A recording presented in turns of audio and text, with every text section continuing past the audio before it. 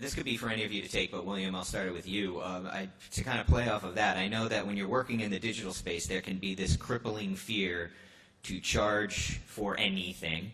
But if you listen to what Bob Bowman was saying earlier today during his keynote, is that if you trust the content, even, God forbid, even millennials will pay for things. Do you find that to be true, and how do you kind of deal with someone in your team or someone, a client you're working with who goes, well, if we charge, then no one will watch it and will disappear?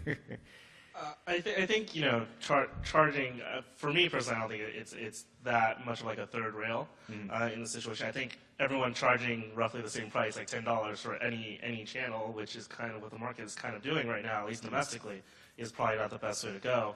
But I think there has to be an understanding that on the digital side, if you're going to kind of remove that carriage piece of the puzzle, that you can't make it up entirely on a subscription fee. You're going to have to do a little bit of subscription. You're going to have to find a way to better monetize it by integrating brands and actually making the content itself by nature more valuable and monetized in different ways. And hopefully A plus B plus C is more than the A plus B we're getting with the carriage and the advertising.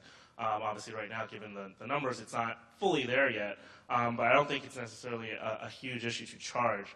To the point of at the end of the day, especially if it's bundled around some really compelling live content, people are going to pay for it, and so charging isn't that big a deal in my mind.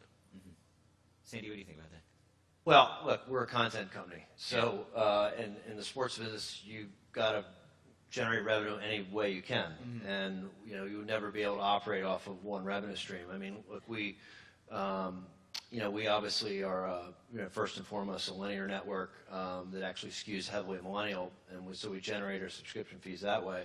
But we also realize there's a $4.5 billion digital advertising market just for sports out there, and so we're, actively developing that market. Again, given the fact that the network does skew millennial in terms of being able to develop content that goes after that. At such time when we're in a position where we'll have the ability to do more in terms of, charging subscription fees and, other areas, then we're certainly going to take a look at that. But again, as a content company, it's incumbent upon us to look under every rock we possibly can to be able to generate some sort of fee growth.